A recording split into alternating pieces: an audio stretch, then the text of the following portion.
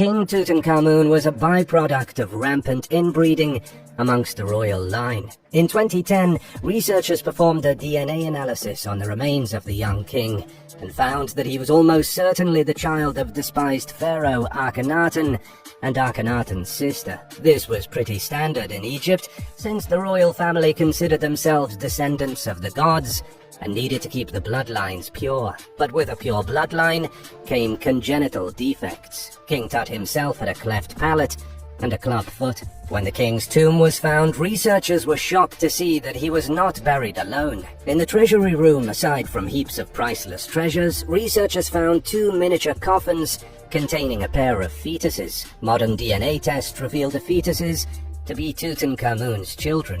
It's believed that Tutankhamun impregnated his half-sister, Ankhesenamun, but after so much inbreeding, their children died before they could even make it into infancy.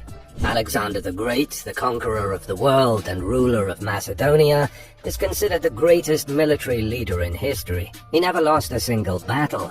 He defeated the Persians with ease, and his empire stretched across Greece, down through Egypt, and as far as India. According to some historians, he was also one of the worst monsters in history.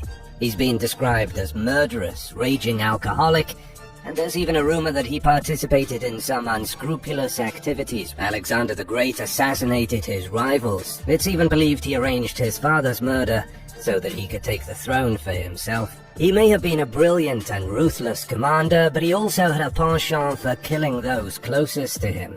Winston Churchill was voted in 2002 as one of the greatest Britons who ever lived. He was the Prime Minister during World War II, and he led Britain through their darkest hours. His political career lasted roughly 70 years, and so it's no surprise that he had his share of controversy. The biggest controversy these days is that Churchill was, despite being such a great leader, an unapologetic racist.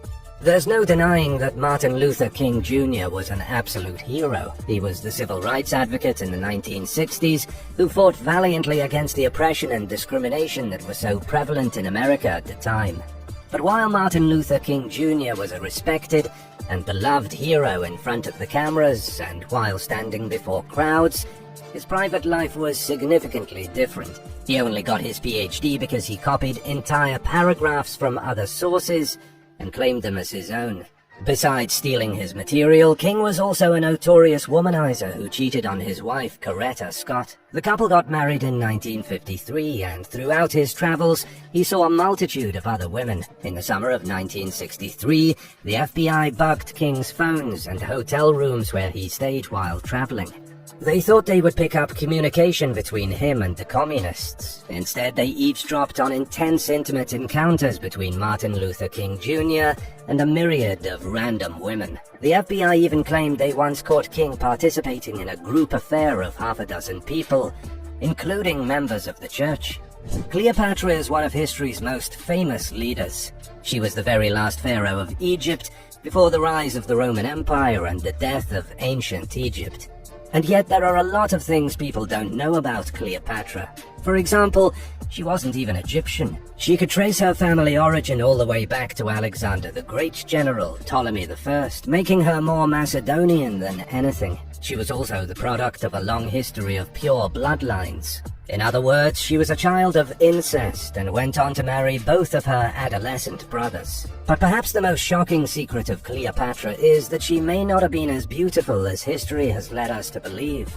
Coins and other ancient relics with her depiction show a woman with a hooked nose and what could be considered manly features. Some historians believe she intentionally portrayed herself as masculine to come off as more powerful. According to the ancient writer Plutarch, Cleopatra's beauty was fairly ordinary, but it was her charm that made her so desirable. Roman Emperor Constantine is seen as a saint. In the Greek Orthodox Church, he's considered equal to one of the apostles. But while some see him as a saint, others see him as a corrupter of the church and a destroyer of history. Constantine was the first Roman emperor to convert to Christianity and the one responsible for stopping Christian persecution. But it's believed he had a serious ulterior motive for his conversion. At the time, Christians were becoming a majority in Rome. For him to continue wielding power, he needed to appease the Christians. He did this by unifying the seat of the emperor with the church itself. But by the end of Constantine's reign, something awful had happened. He had switched completely to Christianity, banished other religions from being practiced in Rome, and had started tearing down Roman temples. The gods of old were abolished. Rumor has it that those who refused to convert to Christianity were slaughtered, and the face of Europe was changed forever.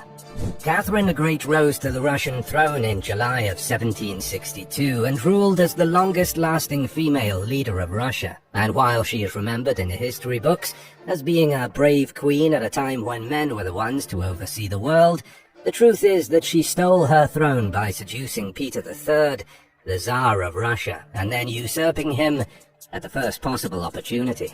Catherine worked hard to gain the support of the most powerful military regiment in Russia, plotting in secret to arrange the arrest of her husband, and once that happened, she immediately took over as the sole ruler. Peter was also killed at the hands of Alexei Orlov weeks later, assassinated by the brother of Catherine's lover, Gregory. Gregory was one of Catherine's many lovers, whom she had throughout her rule, and even before it. She had at least 2 affairs in the brief 6 months that she was married to the Tsar, before she had him arrested